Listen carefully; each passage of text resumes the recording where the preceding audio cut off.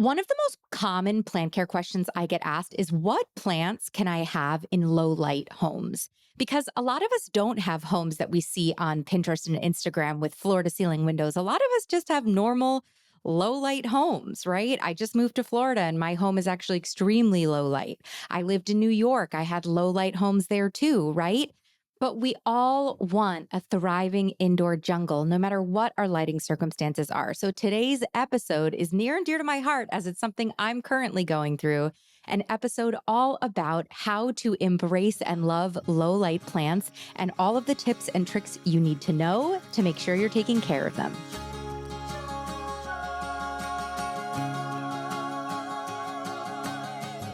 Welcome to the Growing Joy with Plants podcast, where we not only learn how to care for plants successfully, but how to simply and affordably use our plant babies to cultivate more joy in our lives by doing so. I'm Maria, former plant killer turned happy plant lady, author of Growing Joy, the Plant Lover's Guide to Cultivating Happiness, speaker, podcaster, and most importantly, your new best plant friend. On Growing Joy with Plants, you'll find conversations about houseplant care, gardening tutorials, and wellness through the lens of plants. Plant care is self-care on Growing Joy.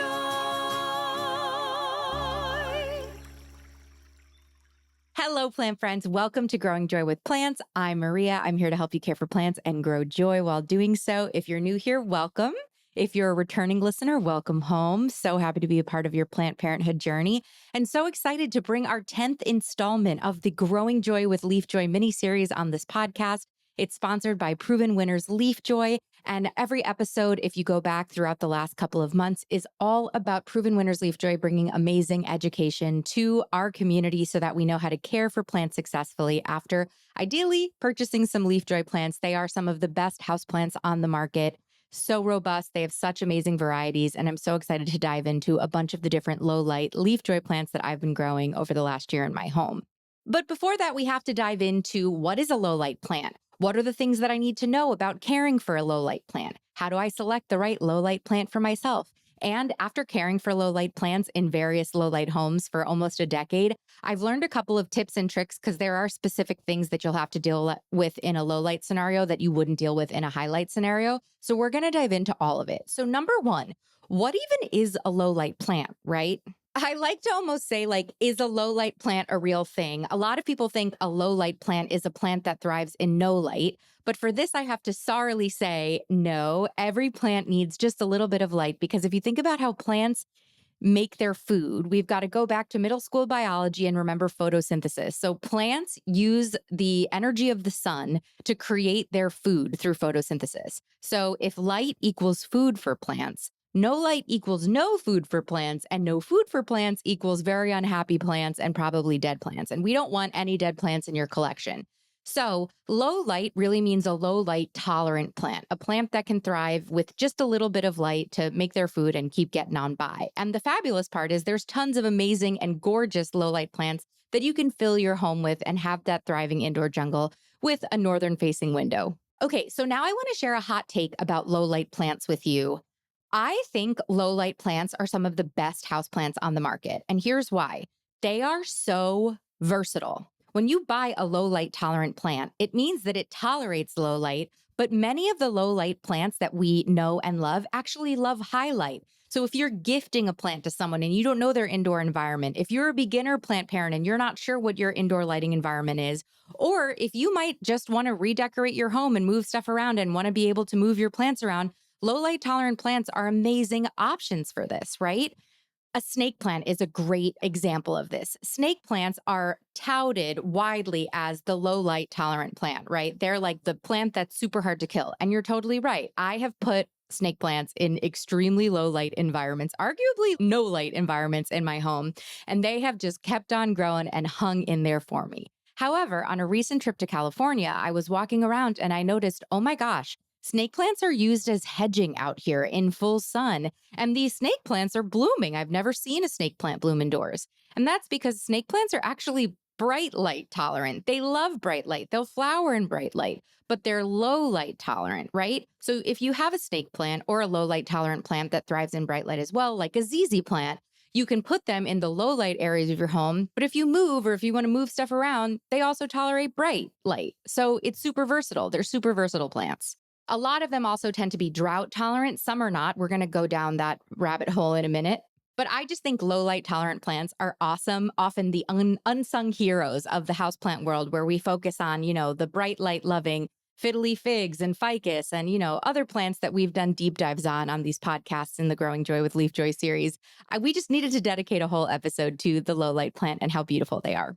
One other rant that I'm going to go on about low light plants before we dive into care, I promise I will step off my soapbox soon, is that low light plants are amazing plants for beginners because many people and even advanced plant parents, in my experience, after talking to thousands of listeners across the world, most people overestimate the amount of light that they get in their homes. They don't underestimate the amount of light. And that's because humans see light differently than plants see light. So when our normal overhead lights are in our house, we might kind of misunderstand and think that we have a brighter light living room than we actually do when you look at the actual sunlight coming in that the plants can use to photosynthesize with. So often people are overestimating the light in their home. And so the low light plants are a really safe bet. If you're a beginner bringing some plants home, not sure your indoor environment, low light plants are a safe bet. You can move them around and experiment with them and ideally not lose them with a much better success rate compared to more finicky, higher light loving plants. And I'm totally guilty of this as well. So when I think back to my New York City apartment, it was 500 square feet. Towards the end of it, I had 150 houseplants.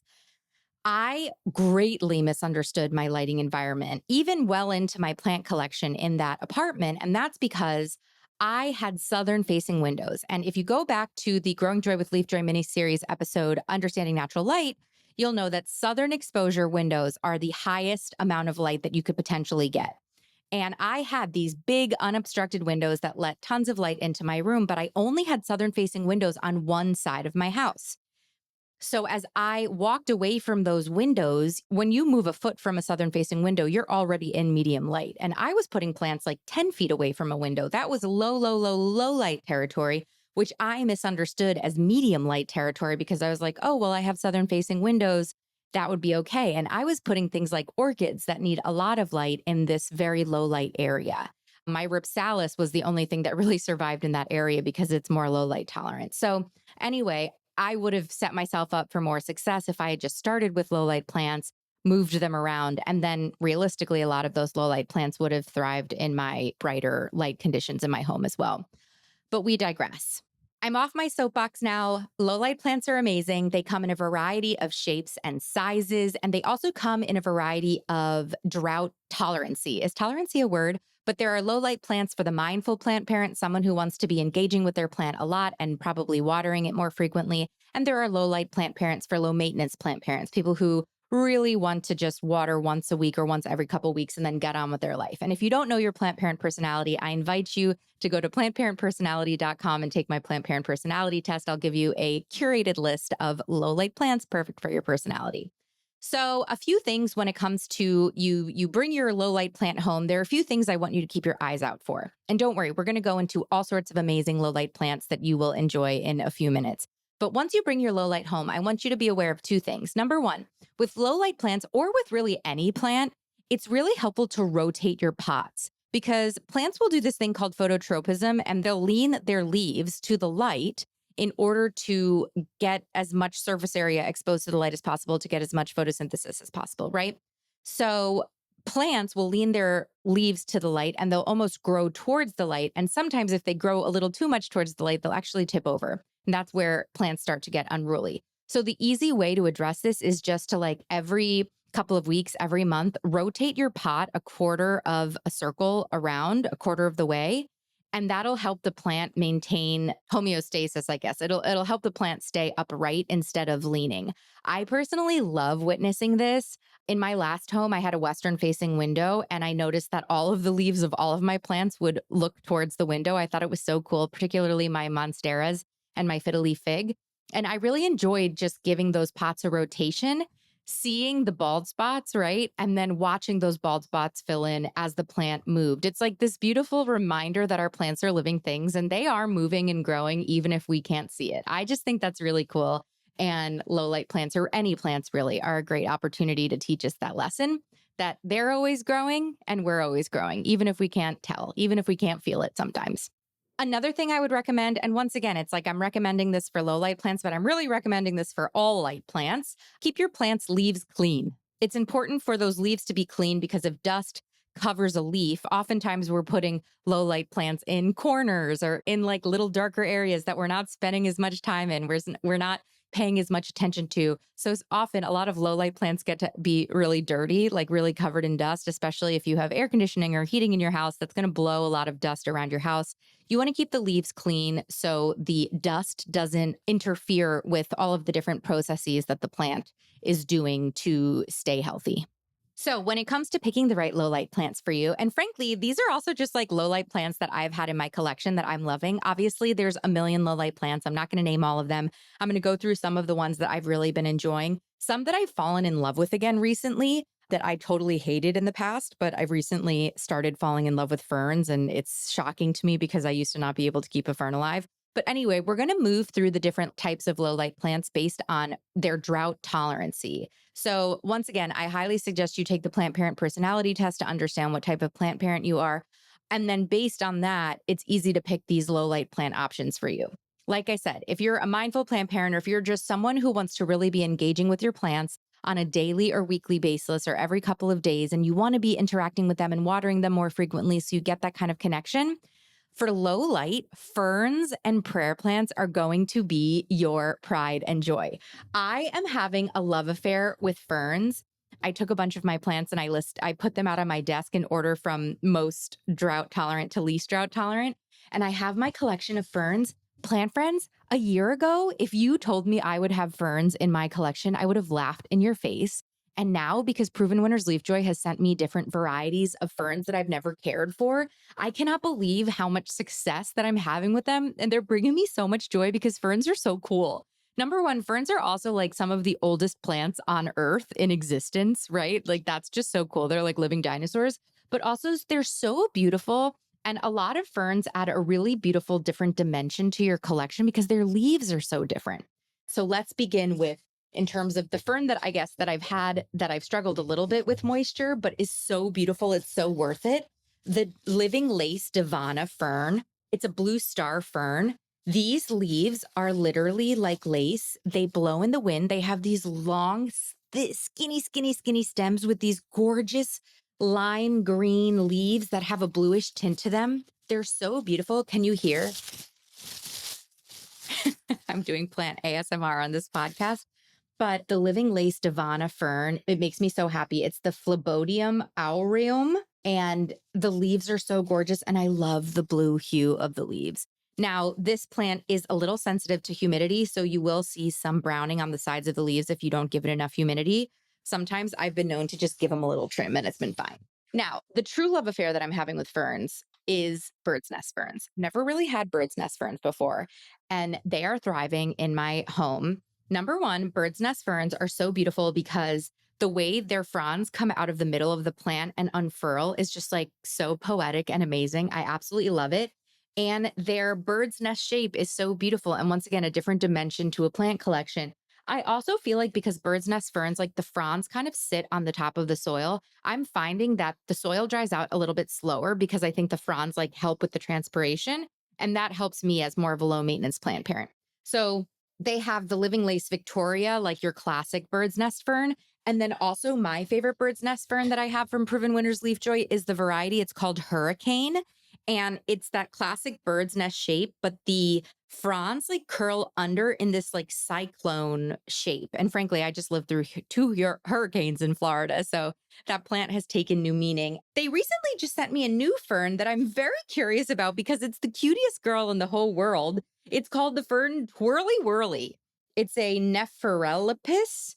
It's got like super kind of crispy, curly, crunchy style, darker green leaves. It's a darker green than the other ferns in my collection. And it is really just like a plant with a lot of personality. I also feel like the leaves are like feel a little bit more succulent to me than other ferns. So I feel positive about this not like crisping up in my collection. And I'm very excited to continue caring for it. So if you like low light plants and you like watering plants, the fern is going to be your best friend. Another one of your best friends that I think you're going to love is prayer plants, the prayer plant family, the Marantaceae family. In the Marantaceae family, we have Maranta. That's like the prayer plant, the ones that have their leaves go down and up. We have the Sinanth. I think that's how it's pronounced. Sinanthe. Who knows what its name is? The common one that you have seen is probably the burley marks. There's this really beautiful Proven Winners Leaf Joy one called Sweet Dreams Neverland, Sinanthe luberciana. I've had the burley marks for a long time, and it's been so hardy. Thrives in low light, will continue growing in low light. It's an amazing plant. And I particularly enjoy them a little bit more than the calathea because I find they're a little hardier than the calathea. But this, what's it called? Sweet Dreams Neverland has like lime green, almost yellow variegation. And I have a lot of plants with white variegation and lime green, but like this variegation is almost yellow and it's really beautiful and kind of different. So I really have been enjoying this plant and any of the prayer plants. Now, the Maranta, the prayer plants, like, I can't say enough beautiful things about the Maranta and the prayer plants. Like, they look like they're painted by Mother Nature, right? So keeping a Maranta next to your office, like next to your, I love taking screen breaks into foliage. If you're watching this podcast video, you see that I just put a whole green wall in my office. And I love that I can just turn my chair and just like zone out in the leaves of some of my plants. And the Maranta is such a beautiful plant to do this with because they really just have the most gorgeous leaves. It looks like they're absolutely painted. Like they're the most glorious plants. You cannot let them dry out though. So the ferns and the prayer plants, like you really can't let those plants dry out. So if you're a low maintenance plant parent and you want to try a fern, I would definitely say get a bird's nest fern. But you need to make sure that you're watering those plants and you're making sure the plants have evenly moist soil. And if not, put them in self-watering planters. I've been experimenting with putting some of my plants in Crescent Garden self-watering planters, and it's been super successful. So just an idea. Now we move on. As we move into the more drought tolerant plants, I find a lot of people who want low light plants also want drought tolerant plants. So we're going to spend a lot of time talking about these. Monstera. I freaking love the Monstera. I've put my Monstera in highlight, in low light, in all sorts of light, and they're so forgiving. I absolutely love the normal Monstera, but also the Monstera adansonii, otherwise known as the Swiss cheese plant. The fenestrations are so beautiful. It gives you that classic jungle vibe. You can put the pot on a bookshelf and let it drail over. Tops of bookshelves tend to be pretty low light, so that's a great opportunity. And now we get to what I think is the unsung hero of the entire plant world, the hardy, the gorgeous, the comes in every variety you could ever dream of, the pothos, right? Why do people not talk about the pothos more? I just think the pothos is the greatest plant. You can have it trail on a bookshelf. You could stake it. You could keep it just like cute and bushy like this, this little plant. I'm holding the Proven Winners Leaf Joy off to Oz pothos. And it hasn't started trailing yet, but you could just like keep pruning it and keep it as a nice, just bushy little plant. It's so low light tolerant. It's so drought tolerant. It's the most forgiving plant and they're so beautiful. And I feel like because they've been around for such a long time and like all of our grandmas had them, like people don't celebrate the pothos as much as I think they should be. And it makes me very sad. So anyway, celebrate the pothos. Love your pothos. They come in variegated varieties. They come in lime green varieties, like this Off to Oz is more lime green. They have a Summer Nights, which is more of your classic variegated pothos. You know, the Enjoy is another variety. Like, get all the different pothos and all the different variegations and live your best life as a low light plant parent. You could literally just fill your entire house with pothos and be so happy. The pothos will be happy. You'll be happy. One of my first plants was a pothos. I have almost killed it so many times. It's sitting, I'm looking at it. It's sitting on my bookshelf. It is such a forgiving plant. You can underwater it. You can overwater it. Its leaves will turn yellow and you'll have to go back to square one, but you can prune it away. It's such a beautiful teacher plant. I can't say enough amazing things about it. And Proven Winners has a bunch of really beautiful varieties of pothos. Another plant that's very low light tolerant and can be also drought tolerant is the Dracaena.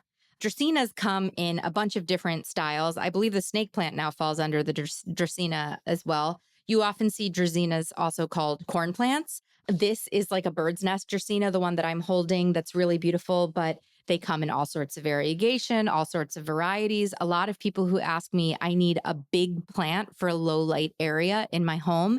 Dracaenas come in huge varieties. You can get a 5-foot Dracaena and put it in moderately low light, and it will keep kicking for you. I had a Dracaena in very low light for many, many years.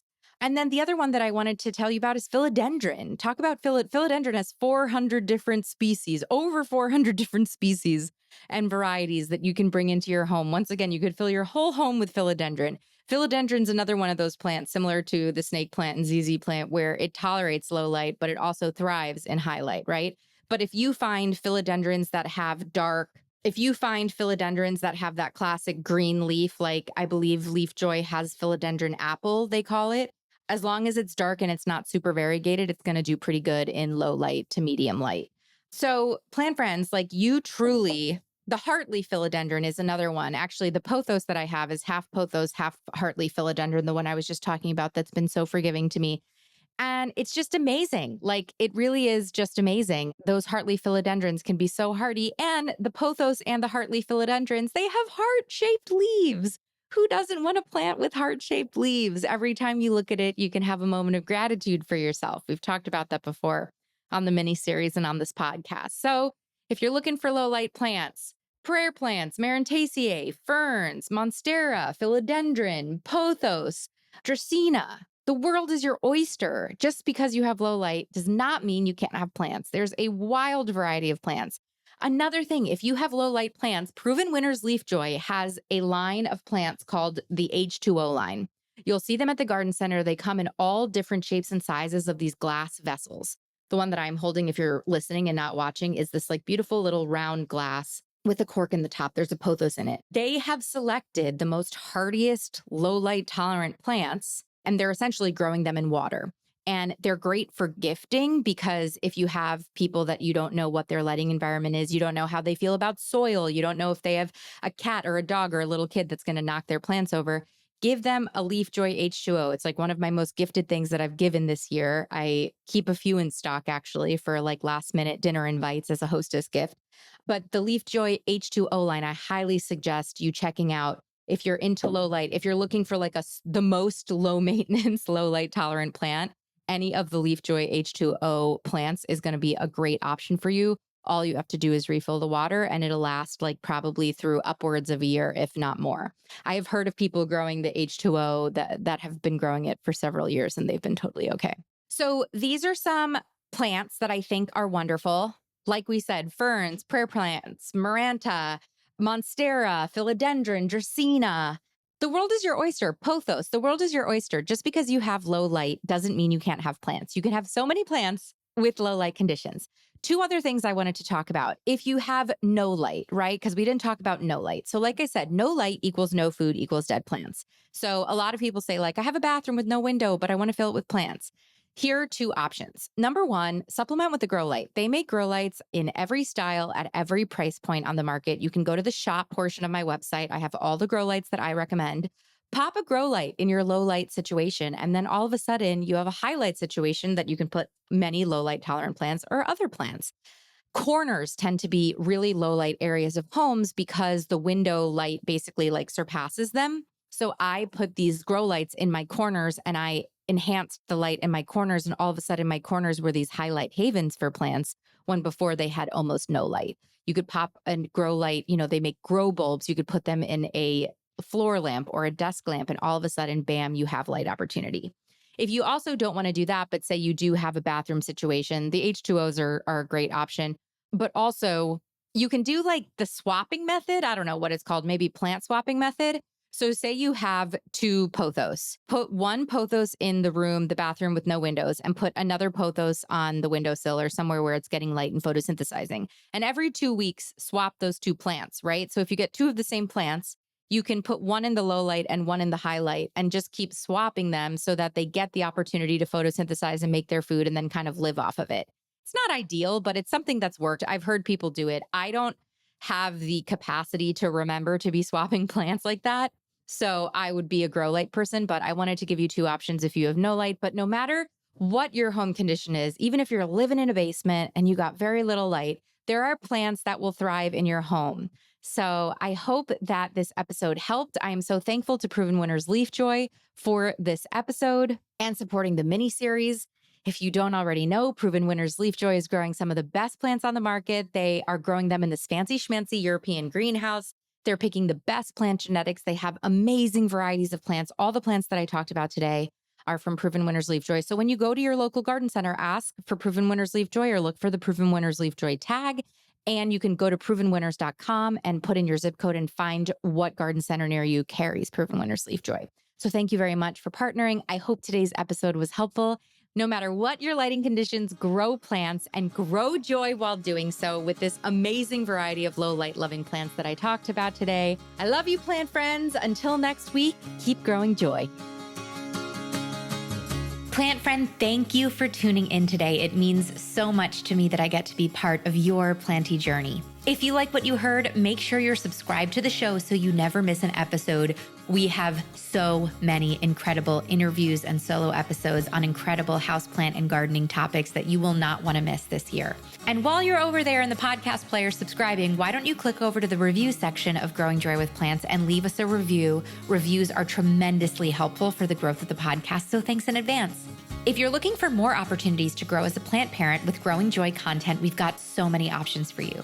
First, I highly recommend you taking the Plant Parent Personality Test. It's free, it's super fun, it takes 3 minutes to complete. At the end of the test, you're gonna get your Plant Parent Personality profile and a curated list of plants, projects, and podcast episodes that are right up your alley, tailored just for you and your lifestyle, inspired by your results. The links are in the show notes. If you're looking to uplevel your plant parent game, I have so many free downloads on my website that I think could help you, like the Understanding Natural Light download or 9 different ways to green up your office space. If you'd like to support the show monetarily and help me bring the show to as many people as possible for free, you can head to our Patreon link in the show notes to learn more about our offerings. And finally, I invite you to come hang out with me and continue the planty conversation on social media on Instagram and TikTok. I'm Growing Joy with Maria. My DMs are always open if you have requests for topics or ideas for the show.